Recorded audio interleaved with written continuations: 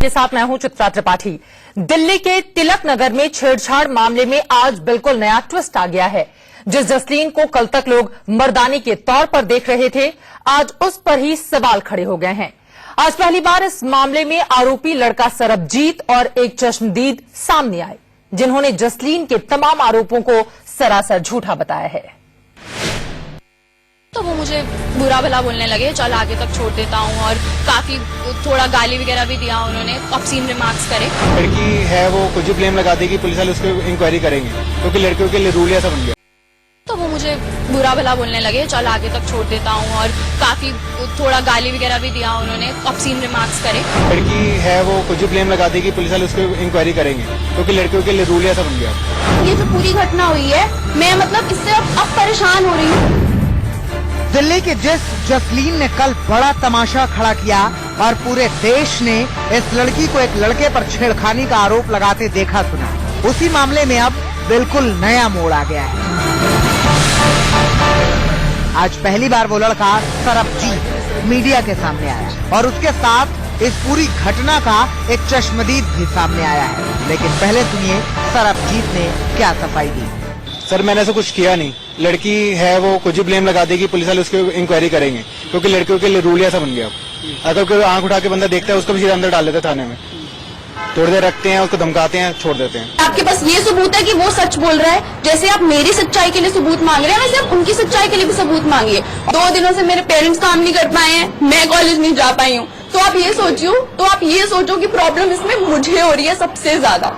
इस बात को प्लीज ध्यान रखिए। लेकिन फिर भी मैं इस अपने राइट्स के लिए खड़ी हो रही हूँ। और अगर आप लड़कियों को जनता ये मैसेज भेजना चाहती है कि नहीं, अगर कोई छेड़ रहा है तो होने दो, मत आवाज उठाओ, तो फिर वो आपकी मर्जी है। सरबजीत ने साफ साफ आरोप लगाया है कि जसलीन आम आदमी पार्टी की सदस्य है। उसने सिर्फ सुर्खियां बटोरने के लिए ऐसा किया।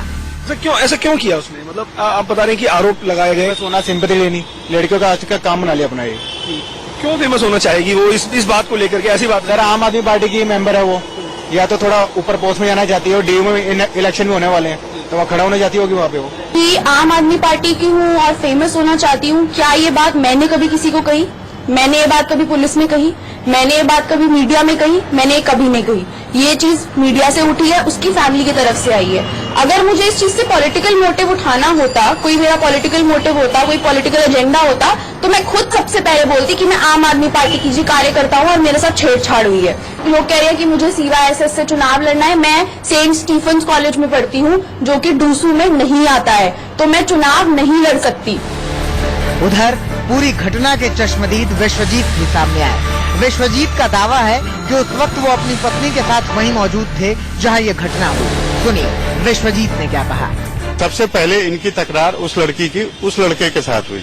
उन्होंने उसके स्कूटी को हाथ मारा और बोला कि जब बत्ती लाल हो चुकी है तो तू क्यों क्रॉस करने की कोशिश कर रहा है। इसी बीच में इन लोगों के बीच में ये आर्गुमेंट, भाई तुम कौन, क्यों रोक रहे हो ट्रैफिक, तो मैं तेरे को बताती हूँ कि मैं कौन हूँ, चल चुपचाप खड़ा हो जाए। इस तरह की बातें हुई, ठीक है। उसके बाद कुछ कि भाई वो रहा ट्रैफिक वाला, जाकर के उनसे बोल, वो चालान करेगा, तो मैं तेरे को बताती हूँ कि कौन चालान करेगा। उसके बाद इन्होंने फोटो नंबर प्लेट का फोटो लिया, फिर ये थोड़ा साइड हुई, फिर जाकर के उस लड़के का फोटोग्राफ उतारा और बोला कि अब जो कुछ भी होगा वो पुलिस वाले ही करेंगे, और क्या करेंगे वो तू जानेगा। पत्नी भी आप उस समय आपके साथ थी, उन्होंने भी कुछ आपसे कहा था कि क्या, मतलब उन्होंने अपने कमेंट दिए थे कुछ उस समय? उन्होंने यही कमेंट दिए कि लड़की को इस तरह से बात नहीं करनी चाहिए।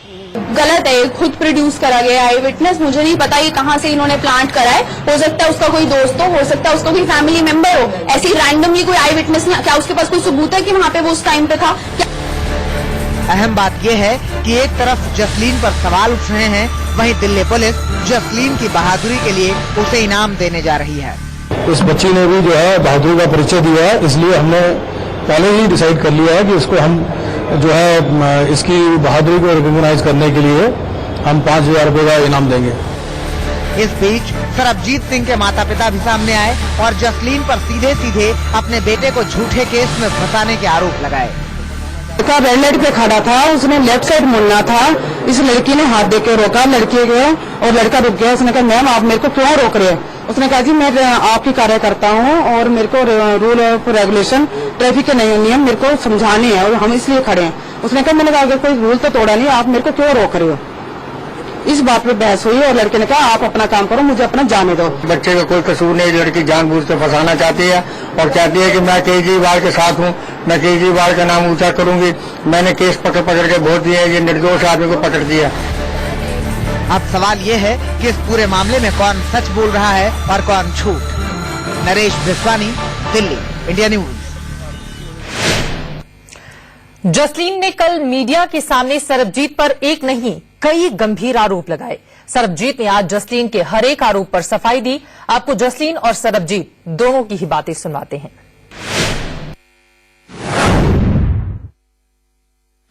यहाँ पे तिलकनगर चौक पे मैं जा रही थी वहां से, तो मैं बीच में आगे red light cross red light cross कर रहे थे वो। तो मैंने उनको बस ये बोला कि सर क्या कर रहे हो, रेड लाइट है, क्योंकि मैं उनकी गाड़ी के आगे आने वाली थी। तो उसके बाद फिर उनको शायद अच्छा नहीं लगा, तो वो मुझे बुरा भला बोलने लगे, चल आगे तक छोड़ देता हूँ, और काफी थोड़ा गाली वगैरह भी दिया उन्होंने, ऑब्सीन रिमार्क्स करे। सर पूरी बात यह, मैं घर से अपने स्पेक्स लेने के लिए निकला था, मैंने तिलकनगर मार्केट में दिया हुआ था बनने के लिए। जब मैं तिलकनगर फ्लाईओवर से उतर के जो रेड लाइट आती है वहाँ जंप करके मैं अगली रेड लाइट पे गया। देन वहां से यूटर्न लिया, यूटर्न लेके अग्रवाल के पास अग्रवाल पे पहुंचा था, रेड लाइट हो गई। लड़के ने सडनली मेरे को रोका, रोकने के बाद मैंने कहा मैडम मेरे को लेफ्ट जाना, अब इधर चले जाओ। उसने सुना नहीं था, मैंने लाउडली बोला कि मेरे को लेफ्ट जाना, तो अपना इधर चली जा। भाई ये मैंने बोला, 2 कदम दूर होकर मेरे को घूर रही थी वो। मैं कहा तेरे को वहां तक छोड़ के नहीं आऊंगा, तो तुम निकल जा। अब इसमें मेरे को नहीं लगता कि मैंने उसको कोई अब्यूज किया है या उसको मैंने कुछ छेड़ा है, मुझे नहीं लगता ऐसा कुछ मैंने किया। मैं उनकी गाड़ी के आगे खड़ी थी, तो मैंने उनकी नंबर प्लेट की फोटो और उनकी फोटो उसी वक्त ले ली। जब मैंने उनकी फोटो ली तो फिर उन्होंने मुझे थ्रेटन करा कि तू फोटो लेके तो देख, तू कंप्लेन करके तो देख मैं क्या करता हूँ। तो मुझे लगता है कि ये एटीट्यूड ठीक नहीं है, और शायद उसने भी ये सोचा होगा कि मैं तो ये रोज ही करता हूँ, मैं तो रोज ही कमेंट करता हूँ। सर बाइक टच होना और बाइक को खुद टच करने में फर्क होता है। लड़की ने खुद मेरी बाइक के हेड पे हाथ रखा था रोकने के लिए। अगर मैं ना ब्रेक मारता इस टाइम हॉस्पिटल में होती, फिर भी ब्लेम मेरे पे आता कि मैंने लड़की को टक्कर मार दी। सरबजीत को फिलहाल तिलकनगर पुलिस ने जमानत पर छोड़ दिया है, लेकिन उससे पहले थाने में उसकी क्लास हुई। तिलकनगर थाने में कल रात बाकायदा सरबजीत सिंह के सामने कुछ धर्मगुरु बैठे। अलग अलग धर्म से जुड़े इन धर्मगुरुओं ने सरबजीत को नैतिक शिक्षा का पाठ पढ़ाया। उस इतिहास तो सानू जानना मिलता है कि उन्हें उठिया कि उसने नमस्कार की। आज हमारा एक कार्यक्रम और चल रहा था शिष्टाचार का, जिसके तहत हम जो मोलेस्टेशन करते हैं लोग, खासतौर से बसेस में, क्राउडेड प्लेसेस में या ईव टीजिंग करते हैं, उनके खिलाफ हमने एक जो शिष्टाचार ऑपरेशन पहले से ही चलाया हुआ है, उसके तहत भी कुछ लोगों को हमने यहाँ पर डिटेन किया था। तो हमने उन लोगों की भी काउंसलिंग कराई। विभिन्न धर्मों के जो धर्मगुरु हैं उनको बुला करके उनको एक तरीके से प्रीचिंग कराया, उनको समझाया गया है, एक नैतिक शिक्षा का पाठ पढ़ाया गया है